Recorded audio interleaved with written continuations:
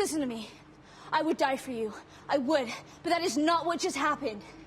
Hello, everyone, and welcome to Decoding TV's coverage of The Last of Us Season 2, Episode 4, Day 1. I'm David Chen here with Patrick Klepek, and if my voice sounds less ebullient than usual, less vital than usual, it's because I had a horrible congestive cold this last weekend, was hawking up a lung all night last night, and in general don't feel that good. But Patrick Klepek, the podcast must go on.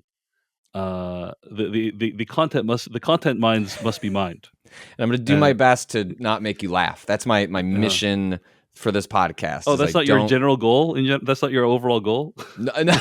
As a general principle, I'm like, I don't want to make David laugh. Like, it upsets me. But here, for your specific condition, see, now I'm doing, okay. It's okay. Laughing is not that bad. But yes, I might, I'll try to mute when I cough, but if I sound different, it's because I've been sick the last few days. But that's not going to stop me from talking about this week's episode of The Last of Us. Patrick Klepek, let's start with this. What did you think overall of this episode? I think it was a really strong episode. I think we were telling folks to exercise some patience with the sort of like Ellie and Dina arc, but I was very curious to see where they went with this, the pace at which they kind of handled what is or isn't going to be the relationship, and that stuff all, which is really, other than setting up a couple of the other factions, which like everything still feels very mysterious, other than a powerhouse performance from Jeffrey Wright, who always shows up when he appears in anything. I'm really buying the Dina and Ellie relationship romance. I think there's some awkwardness about how they handled a certain moment, but I felt like when I try not to let the internet influence my opinion, but I nonetheless, like, I think everyone knows the moment I'm talking about, and we'll probably talk about it when we get to it. But I thought broadly it worked. Do I think it is necessarily setting up two pillars for a show that was a two-pillar show, a two-character show? I don't know. That's more of a will be answered in the long term, but who are the two pillars in your I think Joel is gone. What is released, like replaced in that absence? Like, I think it's Dina for this particular story. And is that going to be enough? Well, I'll say my wife's not fully convinced yet, but I think that's because she still has a giant gaping hole in her heart from the death of Joel. And as someone that she did not play the video game, she's newly processing that, as opposed to you and I who've had some time. And so that's kind of where I stand. I think it's a strong episode. I think it does some really good work setting up their relationship.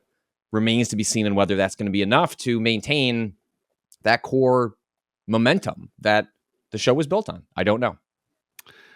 I would agree with you. I think there are a couple moments of this episode that are actually like truly great that I really appreciated. We'll talk about them momentarily.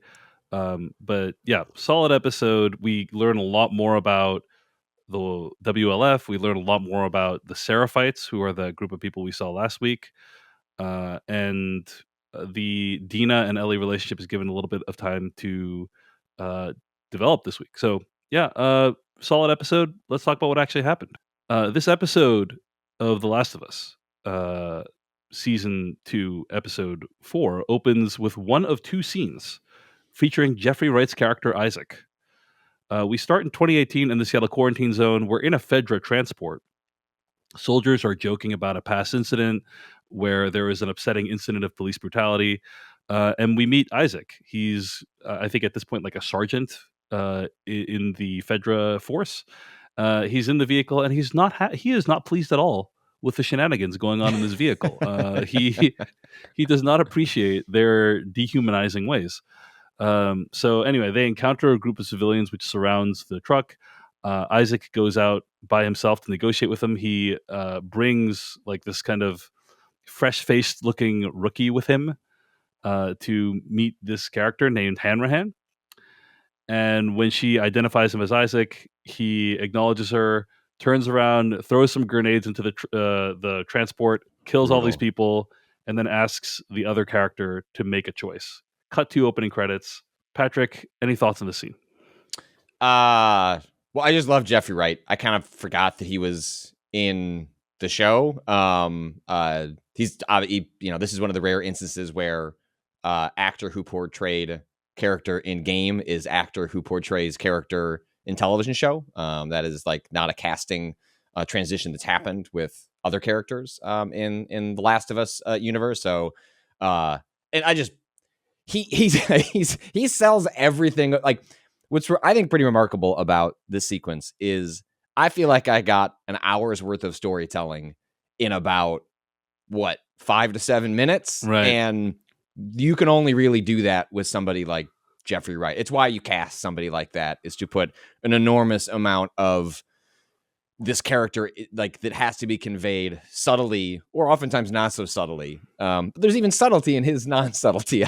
I would argue. There's just so much to Jeffrey Wright as an actor, and I think he really sells you on this deep, conflicted character, and the actions that occur on the transport and after give you so much to think about the broader context of Seattle and what's happened here, because it's all happened off screen. This is not stuff that we have been witness to. We're sort of picking up hints of the local history of the apocalyptic Seattle. And I think Wright's character immediately starts filling in a bunch of, even not filling in answers, giving you interesting questions to ask about what's been happening here, and specifically what's been happening in that 11-year time span between when Isaac makes that choice and we catch up to where our characters are now.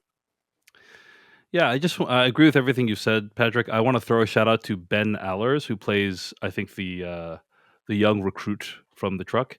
They just really did a good job casting a guy who looks like his innocence has not been taken away from him yet. You know what I mean? It's like the quality we're looking for is can you look good at trying not to shit your pants? Like that's like a little je ne sais quoi, like a je ne sais poo that we're looking for. And like that guy, like the moment Wright makes that turn, like God, when he turns over and says, "Make your choice." I was scared. I was like, I felt like Jeffrey Wright was looking through the television and asking me as the viewer to make my choice about what happens next. Yeah, pretty awesome stuff.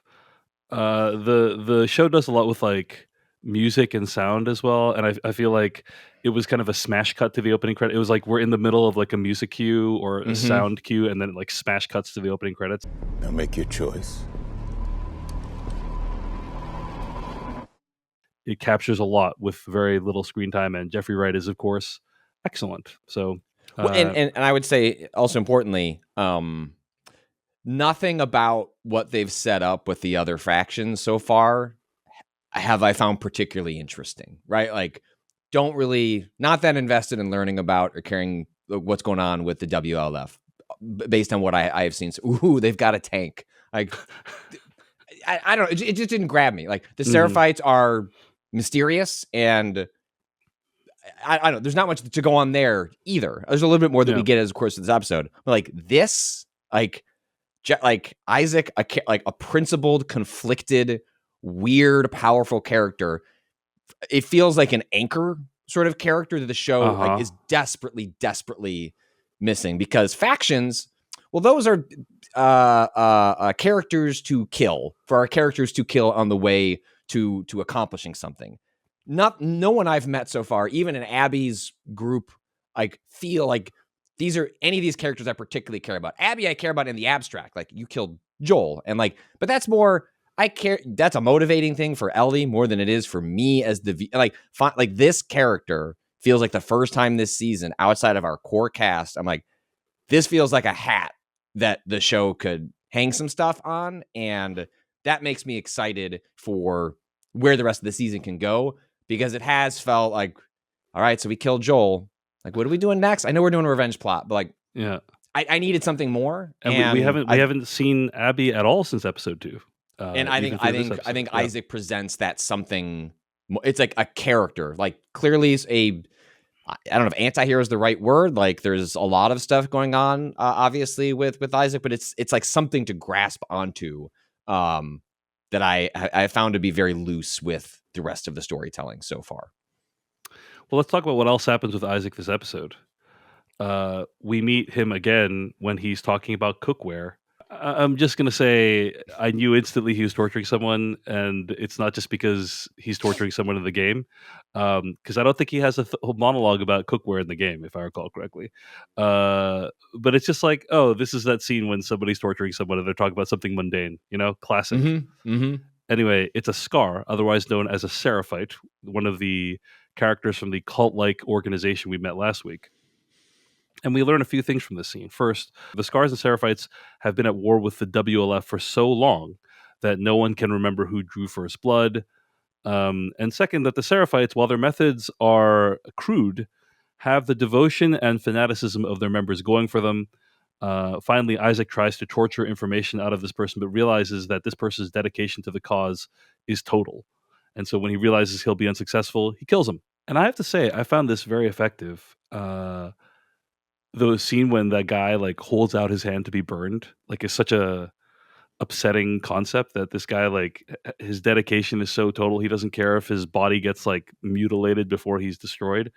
Just really well done. And yeah, I could have done without the whole monologue about the cookware. Like, that's not necessary. But everything else I thought was pretty good and does a great job of providing some plot background while being engaging. Patrick Klepek, any thoughts on this?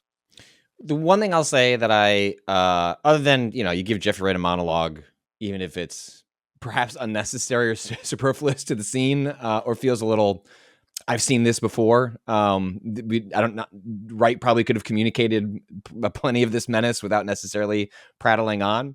There's two things. One, just a really good line where he's talking about like when he was younger and did not have money, and he's like, and I'd wander around this store, Williams Sonoma, like, you wouldn't know. It doesn't matter. I would go into Williams Sonoma. It's a cookware store. You wouldn't know. And other than it just being a funny line, something the show has explored a little bit, and we've lost this a little bit in season 2, is there are still people old enough to have been in the before times, right? Like, we are surrounded by characters who know nothing but the apocalypse. And they're everything. Like, they can see artifacts of the old world, but they don't understand how those systems interacted. They don't understand what it was like to walk around a Seattle. And so, with part of what I appreciate about that line, other than, again, like, it being funny, was there's something about the gravity that comes with the history that older characters in this world can have, because they just have a sense of place and history and knowledge that is just impossible to impart. Like, you can tell someone how it all worked. Like, there's no way to really internalize that without having lived it. So I thought that part was pretty good. And I'm with you. The reaching out of the hand, like, communicates so much about the dedication that this individual has to their cause, and that lines up very nicely with the line of your people convert to us. None of our people convert to you. And it's this 11-year gap where I'm sure we'll get more insight into. It seems like there have been two radicalizations of Isaac. Like, one was on the side of Fedra, in which you imagine he was somebody that was trying to help people, like, made great compromises, like including taking the rights away from people, but felt felt bad about it. I felt like this was wrong. Like, we're trying to accomplish something in the face of an impossible enemy. This is bad, but, like, we should give those people their rights back at some point, like, once things stabilize. Clearly that doesn't happen, and they turn into a fascistic force. And two, when he goes to WLF to fight Fedra, in theory, because we should be the good part of what Fedra was trying to accomplish. Well, it sounds like you just became what Fedra, like, you have just become your own fascistic totalitarian regime. You just have told yourself a story that you fought the bad guys and then found a new bad guy. So all that stuff is really interesting because it sets up human to human sort of conflicts in a way that, I have to be honest, like, the infected are fine. Used in short bursts are interesting, but they're not an interesting conflict tension. Like, especially when you have a character who has plot armor on by the very nature of, like, not being able to be turned. And I think they use some of that in effective ways. But ultimately, if this show is going to keep going, if this story is going to keep going, like part of the reason I fell off The Walking Dead was like the zombies just aren't enough, man. Like I need something else, and this show needs a something else. And my hope is these conflicts with these other factions can add up to that something else that gives the show, allows it to use the infected when it's used. I mean, even in this episode, I think is a very useful, it's a very memorable part of the game and is a really memorable sequence in the show. But they're like, it's best when they're deployed strategically as opposed to something that is kind of like constantly in every episode as a major threat. Yeah, I wouldn't say we have learned enough about the WLF as it relates. Like we know that Isaac's pretty high up at the WLF. We don't know exactly what his relationship to it is. Nor do I think we understand exactly how he runs things. But what we do know is that the WLF is responsible for like horrifying atrocities based on what the character he's talking to says. And so like I would agree with you that like maybe at one point he had good intentions. But maybe what the show is trying to say, right, is that like there is something about uh militaristic or police forces that are inherently corrupting or that are inherently violent, or like there's something about them that if you're a part of them, you are nonetheless complicit. Like they cannot be reformed. It almost seems like the show's trying to say. Um anyway, agreed on all your points, Patrick. This show in the quote unquote present day takes place in an alternate reality version of 2029, right? We learn, right? It's 2018 in the opening scene. It says 11 years later, so it's 2029, but an alternate version where like a bunch of stuff in our culture didn't happen. So I think your point about Isaac having knowledge of the old days is a really good one, and we kind of see the difference between Isaac and Ellie and Dina this episode when they visit Capitol Hill in Seattle. So let's talk about that a little bit. We meet Dina and Ellie again this episode rooting through a pharmacy. And I want to mention, by the way, that Patrick Klepek and I are doing bonus episodes every week for paid subscribers at decodingtv.com, where we compare the video game to the show. And one of the things I had asked either on the podcast or the bonus episode was like, are they going to have all these fake brands in Seattle like they did in the game? So in the game, you visit Seattle and there's all these like fake versions of Seattle brands. So I'll give you an example. In Seattle real life, there is this company called Nordstrom. It's like a relatively well-known luxury retail brand. Have you heard of Nordstrom, Patrick Yeah, Klepek? no, they have them out here too. Yeah. Yeah, they have them out. Yeah. I think we might have went to one together, like right in that building. When we had lunch in that mall, I'm pretty sure that it was either branded in Nordstrom's or there was one nearby. Well, anyway, in that I believe that brand originated in Seattle, and in The Last of Us Part 2, the video game, when you're like going through Seattle, there's a brand called Norkirk that looks extremely similar in terms of font, but is legally distinctive. There is so they're in a pharmacy. I thought what we would do, by the way, in this podcast, we could have like a little Dave's Seattle corner, right? Like talk about some of the Seattle stuff. Talk about some of the stuff in the show that and how it relates to Seattle. So here's the Dave Seattle corner for this week. Dina and Ellie are rooting through a pharmacy. It's called Weston's. I don't believe that actually exists in Seattle.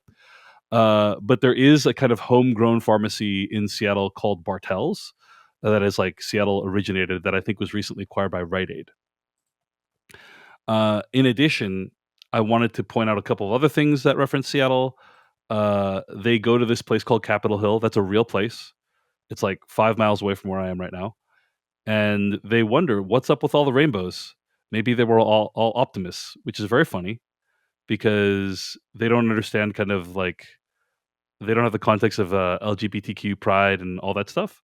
But in fact, when you go to Capitol Hill in Seattle, there is a lot of LGBTQ pride outwardly. There's flags everywhere. There's like I think many of the crosswalks are done with pride flag. And so that is actually a part of the DNA of Capitol Hill, and it's really lovely to see that they preserved it. So the place in the show looks absolutely nothing like Capitol Hill, but it is true that Capitol Hill has a lot of pride materials publicly displayed, and it's cool. I mean, Capitol Hill is literally there's. I've stayed over there before when I've traveled there for different conventions. Like, there's the hill part seemed to be missing from the part of in the show. Yeah. Like It there is is in fact, in real life, it is in fact the hill. yes, like it's a very s- steep. It's a very steep, yeah, like a San Francisco sort of yeah. like style hill, and that part seemed to be missing a little bit from from the show element. It is a hill that if you walked up it, you would get tired. Yes. That's kind of what it is. And then a couple of other things to mention as well. There is a key bank in the background, which is there's a lot of like key bank branches in Seattle, and so it's cool that they got that right. And as I mentioned, a friend of mine works at the Paramount Theater, which is kind of one of the largest, oldest, most respected theaters in Seattle. And in the video game, it's called the Pinnacle Theater. And I was curious, like, are they going to do Pinnacle Theater in the show as well, or are they going to do Pinnacle Theater? Are they going to do the actual Paramount Theater? And they chose to do the Pinnacle Theater in the show as well. And I have to say, multiple locations in the game look shockingly similar to how they look in the show. Like if you look at the Pinnacle Theater in the show, it looks almost identical to the version that's in the game. And that's true of like the TV station as well, and or at least the main TV station room and a few other things. So that is Dave's Seattle Corner for this week. Just comparing some stuff in the show about Seattle with what's in real life. And it's just interesting to see your city depicted in a show, but like a kind of weird, different version of the city. That's not actually, they didn't shoot it here, obviously. So anyway, I found it fascinating. Okay. One aside, little fun thing for people if they want to track this down. I went and just like searched Weston's Pharmacy to see if there'd been any quotes from the developers about like how they riffed on that stuff. Didn't find anything like that, but I assume this was probably done by Sony when the original video game came out. But there is a Weston's Pharmacy Twitter account and a bunch of other Twitter accounts associated with the various stand-in brands in the Last of Us universe, like Swirls Frozen Yogurt, Springs Hospital, and there's a bunch of tweets you can go through related to like the beginning of the outbreak, like including like there's a tweet from September 24th, which is 2 days before the outbreak, like really goes wide in The Last of Us, like $3 Wii rewards when you purchase select hair products, #WeCare. The next tweet, the next day, Weston's has face masks in stock. And then a retweet of Springs Hospital, Colorado. A statewide warning has been issued. Authorities are recommending you stay indoors. And then a retweet of Swirls Frozen Yogurt, which is another brand in The Last of Us. Swirls will be closed until further notice. Volunteers will be handing out water at our location in the mall. And then September 26, 2013, and it's tweeted on that date, canonically, like with when it's in the game and when these tweets actually went out. Weston's will be closed until further notice, which is, so I assume this was something Sony was doing as part of the lead up to the release of for the marketing. That's pretty impressive that they got it to be out on the actual date that matches with the show. Right. Yeah. It's really neat. So or a very dedicated fan did it. I have no idea, but either way, there's some fun stuff like that if you want to dig down the rabbit hole a little deeper. Indeed. Anyway, check it out. Weston's Pharmacy Twitter account. It's not an actual brand, but it is part of The Last of Us.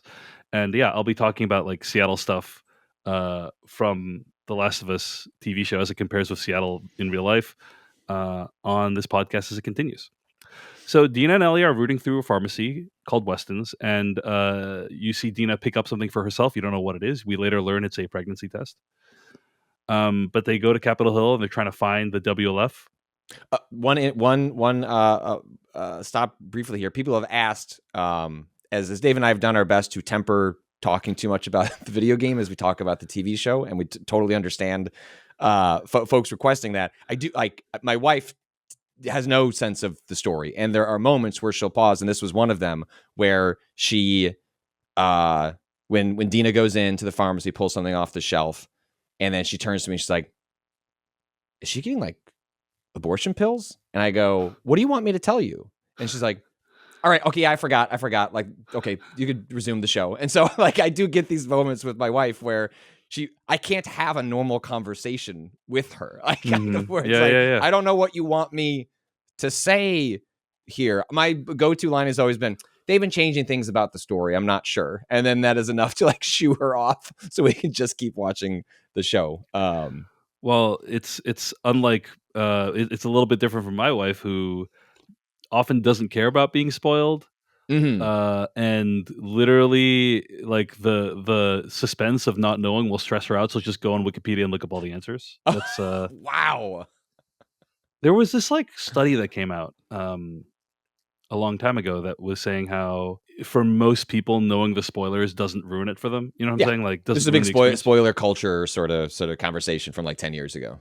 Right. And it was like an actual like study where they asked a bunch of people like, does this negatively impact your experience? And like most people said no, it didn't, or something along those lines. I believe that part of the study found that people engaged with the story more, knowing what was going to happen. It didn't necessarily undercut their overall enjoyment. Yes. This is from I'm looking at University of California from May of 2016. Spoiler alert: spoilers make you enjoy stories more. I disagree. But which, by the way, I disagree with science there. But do not share this with my Filmcast co-host Jeff Canada. And anyway, basically, I bring this up because basically, my wife is who this study is about. Sure. Like, she's the one that like, we'll be watching the Joel getting killed episode. She'll get stressed out. She's like, "Is Joel going to die?" And then she'll just go to Wikipedia and look up the answer. I get it. Wow. I get it.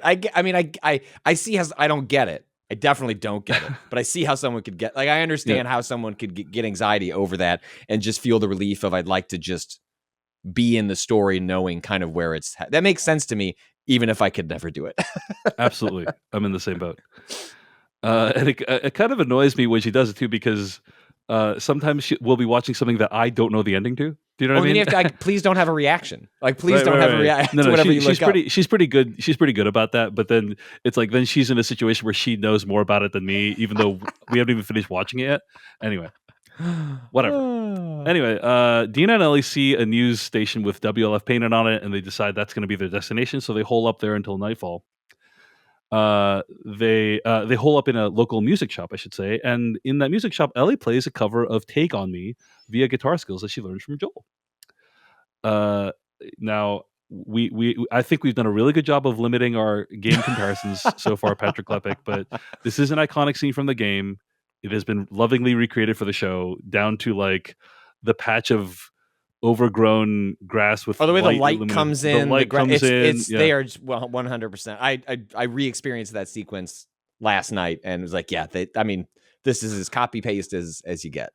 But we talked about how there are some scenes from the game that aren't as effective, or that are more effective in the show. Like press X to mourn Joel was much more effective in the show than it was in the game. Similar scene in the game. What do you think about the Take on Me in this scene? Like, a lot of people raving about this online today. Did this have any emotional reaction for you? Did your wife react to it in any way? Yes, I found, the emotional state of the characters is, I think, meaningfully different. But when like this occurs, one, it is, if you watch the behind the scenes featurette afterwards, they mention this. But it's if for some reason you didn't, like, this is one of the most iconic scenes from the game, like one of the most memorable scenes from the game. It's entirely optional. You can miss it. There's like, it's not on, like, it's in a part of the video game where it's one of my favorite parts of the video game, where you can kind of explore openly in an area. You kind of know where you have to go, but there's like, 5 or 6 optional shops and different things to do. And you can miss this one. Most people didn't, but you can.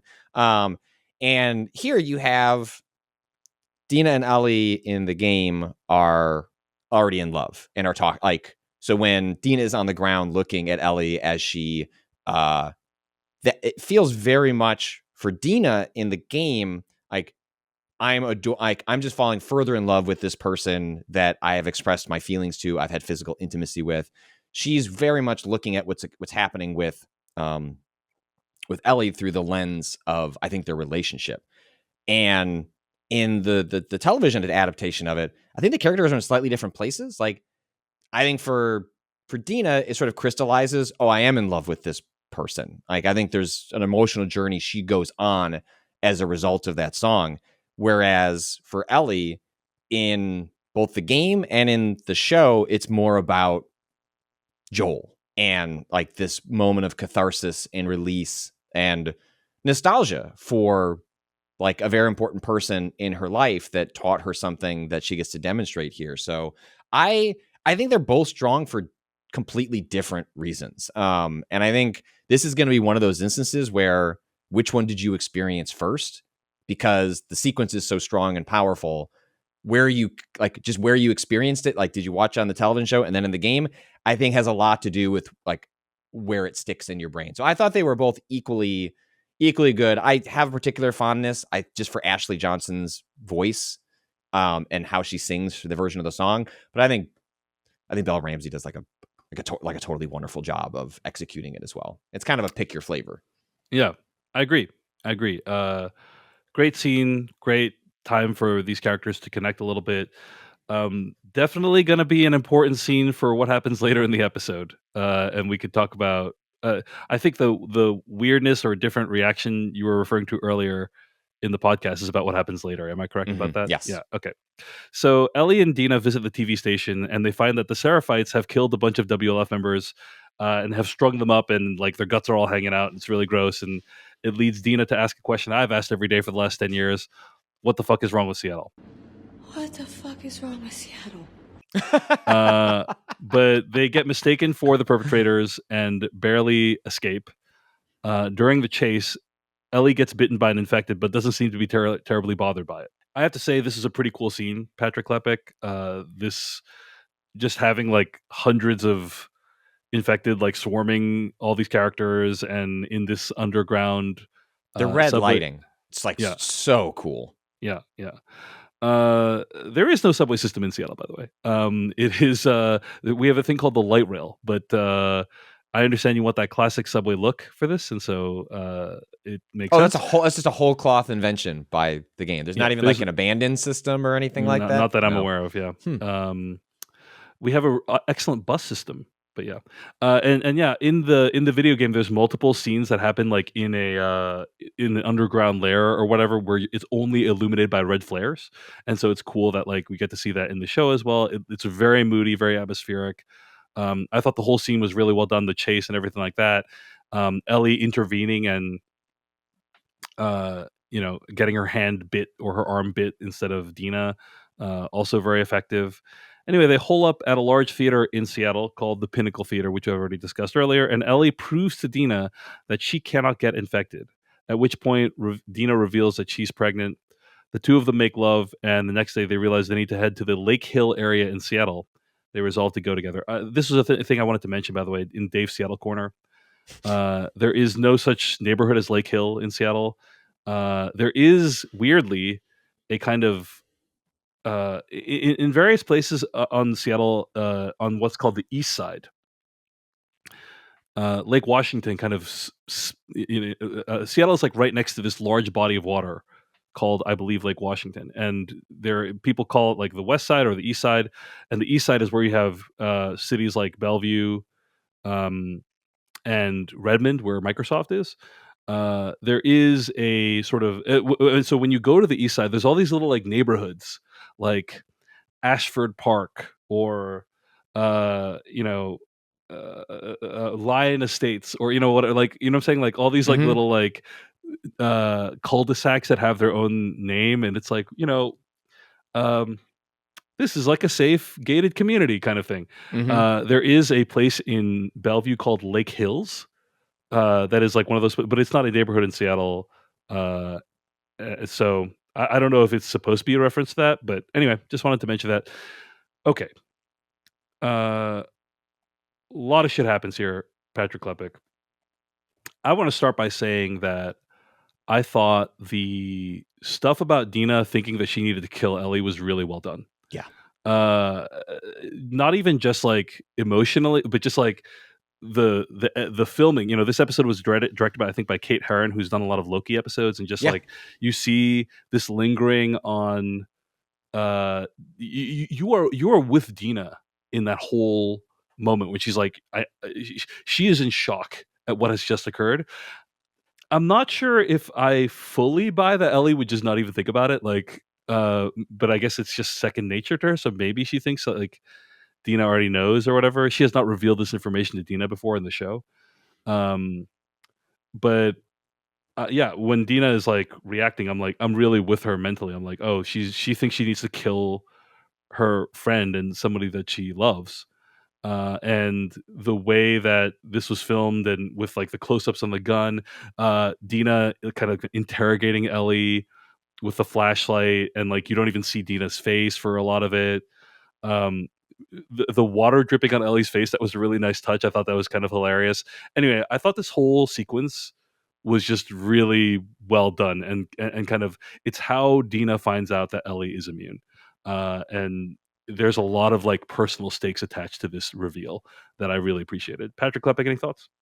I can certainly understand when Ellie sticks her hand out to sort of use her immunity as a defense mechanism against Dina being bit and turned, and the fact that she wouldn't then immediately think, "Oh, I should probably explain that." Like that's because there's just a casualness to the way she like deals with the immediate reaction of that, where like casualness is not even the correct term. I think there's just it is a non-event for her. Like it is. It's like, no, we have to go get in this theater. Like, just I don't understand why you're being weird. Like, let's go get in the theater. Whereas, like for Dina, her entire world is shattering. Yes. Like she thinks Ellie is dead. Like she thinks she just watched her friend, her lover, someone who's secretly she's already thinking about is like the father of her child. She thinks this person is. She's alive, but she's fucking dead. Like she'd have to shoot her in the next couple of minutes. And I like one of the more like quote unrealistic, but like very funny things that I think helps explain this behavior. And it's just a kind of different. I think this is more of a Bella's take on Ellie. I think this is one of those. I think there's she plays this angle on Ellie a little harder than Ashley Johnson does in the video game. But when Ellie's whole pitch is, look, I'm going to sit in this chair, and one version of that is I'm going to sit in this chair. You're going to watch me not turn. She says, despite all the events that have just occurred, very traumatic, very adrenaline rushy, I'm just going to go to sleep. I'm just going to take a nap. Like, who could just like turn it off 10 minutes later and just conk out? Well, Ellie can. And that's why she acted. I actually that found way. that to be relatively believable, in my opinion. So I think it's believable for her character, but I think for most people, after an event like that, I'm not going to sleep for the next 12 hours. Like it's going to take a while for me to come down from that. But that's not how Ellie has survived or dealt with the world. So I felt like it was very fitting for her character to be like, yeah, I could just take a nap after all that. Like, and we'll just address this in a couple of hours. So I thought all of that worked really well. And it's why I was sort of trying to have faith with the show over. I understood the disappointment, like fans of the game had over like just the kind of like the slow pacing of this relationship. But all this worked for me. We can get into what happens next and like some of the immediacy of events that occur in like as a consequence of this and how you end up feeling about how they pace that out. But I bought all this hook, line, and sinker. I thought it worked really well to establish Ellie and Dina and how the two of them arrive at this specific moment. Like Ellie feeling like she doesn't deserve, well, anyone, let alone someone like this beautiful, like this amazing. Like that's not something that Ellie deserves, and Ellie doesn't think she deserves it. And then you have Dina wrestling with her sexuality, and it's not something we like know much about until like later parts of the scene. But I felt the characters arrived very naturally at a place where this is the moment where it was finally throw all caution to the wind. We love each other, or at least we're passionate for one another, and we'll figure out what's next.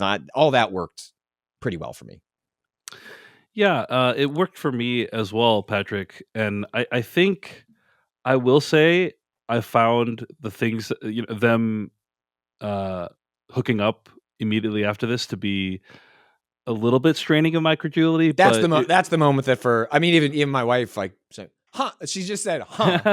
Like her response was just, it's like, it makes sense that they're gonna have sex, but right after she said that, huh? It all depends on your personal answer to the following question, right? Which is, you have just learned that your romantic interest is special in a way that literally no one else on the planet is special. A discovery that could potentially have world-altering implications, and that might change your perception on the world in general. Is that the moment that you most want to have sex? And for some people, the answer might be yes. But for me, I'd need some time to I personally would just need some time to process that. Give me before like I'm 10 minutes. 10 Yeah, 10 minutes. I'm going to take a lap. I'm very hot for you right now. Let me express that. But Yeah, I need 10 minutes. right.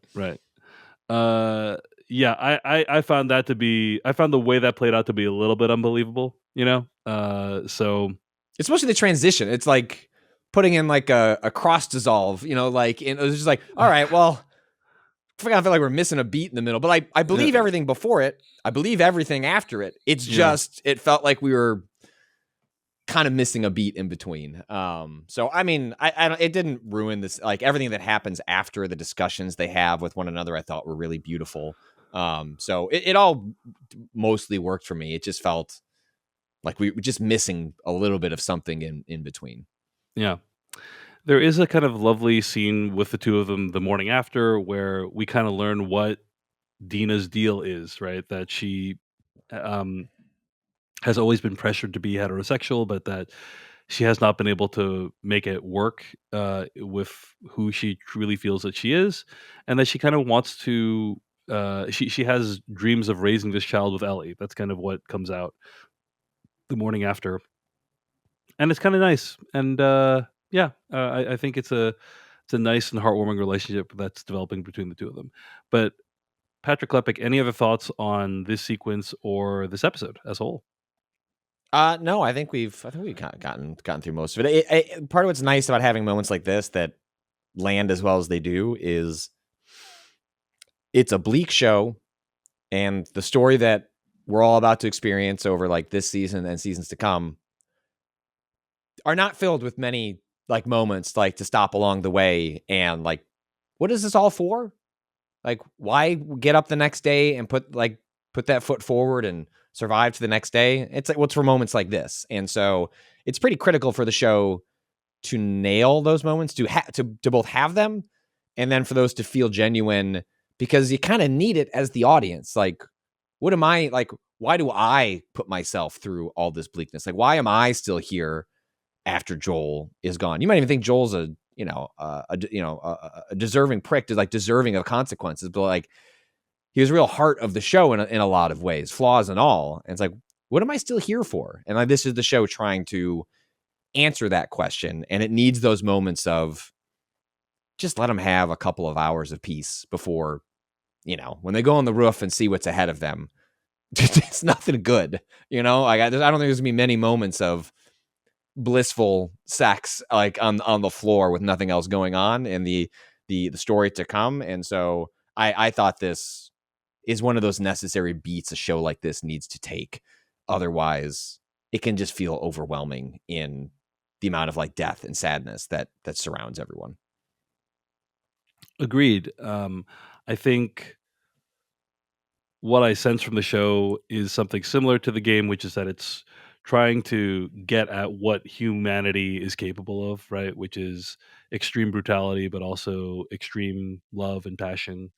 And we see both of those things on display in this episode. So those are some thoughts on The Last of Us Season 2, Episode 4. Hey everyone, David Chen here. Thank you so much for watching that video from Decoding TV. If you want to get an audio version of the show, all you got to do is go to podcast.decodingtv.com.